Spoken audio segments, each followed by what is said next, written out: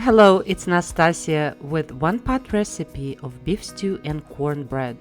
I just love this kind of dishes that you can take directly from the oven to your family dinner table and enjoy it. Let's get started.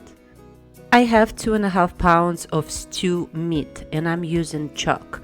Cut into 1/2 inch cubes. If you want to splurge a little bit in the choice of your meat, you can either get sirloin or short ribs. There is always a basic choice of vegetables that goes into stew, and one of them is onion.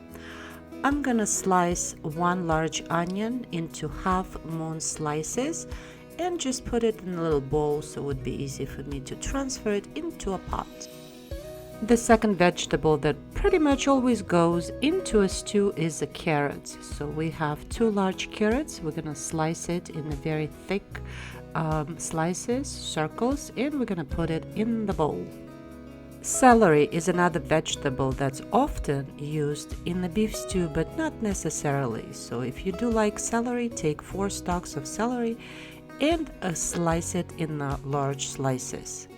4 cloves of garlic we're gonna mince with this wonderful tool that I pretty much use in every single video. It's this rocking tool that minces your garlic super fine. If you want your beef stew to have tons of flavor, we do need some dry spices.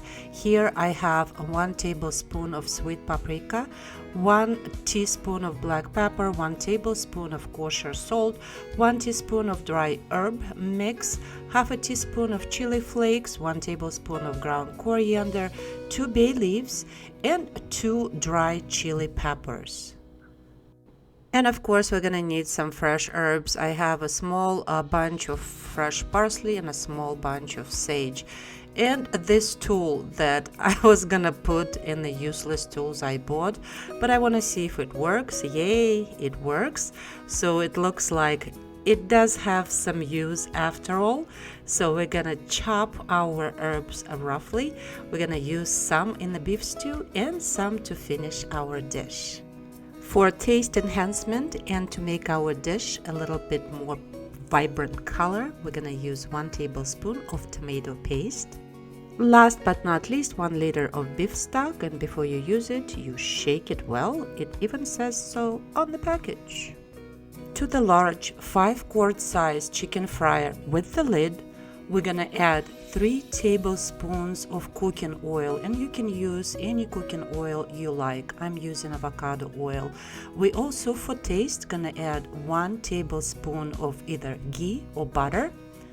We're gonna heat it up very well until it almost sizzles and drop our meat. And at this point, don't touch it for a couple minutes until it creates some browning. Then we're gonna turn it on the other side and cook it on both sides until it's pretty much halfway cooked. Then we add in our sliced onion. Cook it for a couple more minutes. Don't evaporate all these juices because we're gonna need them to dissolve our tomato paste. Add 1 tablespoon of tomato paste and quickly dissolve it in the juices that the meat have created. Add minced garlic and cook it for 1 or 2 minutes. Then we're gonna add all our spices, and at this time you can smell these spices, and they smelled absolutely divine. Then we're gonna add all our vegetables all at once, the celery and the carrots. Just mix it so it's covered with the juices inside the beef stew. And we're gonna add half of the chopped fresh herbs. And at this point, we're gonna add enough beef stock to just cover the meat. We can always add a little bit more. And this whole goodness goes in the oven covered for 350 degrees Fahrenheit for 1 hour. In the meantime, we're gonna prepare our cornbread. In a mixing bowl, add 1 cup of cornmeal. It could be coarse or fine, doesn't matter.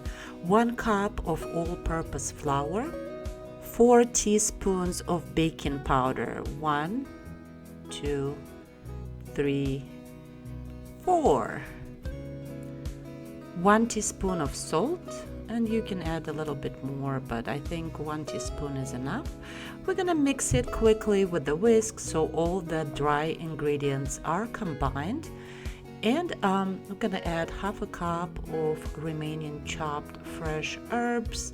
I added dill to it too.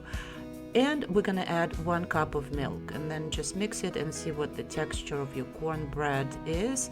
If it's too dry, we're gonna start adding a little bit more of the milk, just 1 tablespoon at a time. I think I added a couple more tablespoons.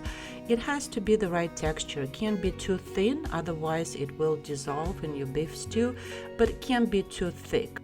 Let's check on our beef stew. It's been a little bit over an hour. I think it's like an hour and 15 minutes. It was in the oven. So what we're checking for is the tenderness of the meat. So I'm gonna taste the meat and see if that's tender, and also the seasoning. So, and as you can see, a lot of liquid has evaporated, so we're gonna add a little bit more of the beef stock and put it back in the oven until it boils again. And when it's boiling, we're gonna drop our corn bread, and I'm using large ice cream scoop to drop those into a beef stew. And it goes back in the oven covered for 25 more minutes, and after that, voila, it is done. And it looks absolutely beautiful. We're just gonna sprinkle some fresh parsley for our presentation. And look at this again. And look at the cornbread. It's nice, it's flaky, it's fluffy, and it's so delicious.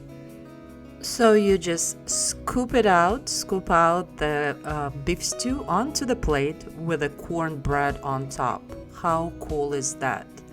I hope you like this video. Thank you so much for watching. Please like and subscribe, and I will see you soon. Bye.